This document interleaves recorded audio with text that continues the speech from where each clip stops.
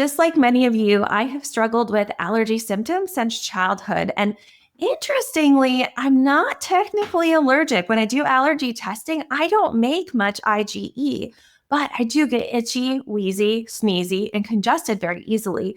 And I attribute this to the change in the barrier that I have with Sjogren. This personal experience of dealing with tendency towards sinus infections and these symptoms, plus years of working with allergy patients, makes me so passionate about finding relief for others because I know how miserable it can be.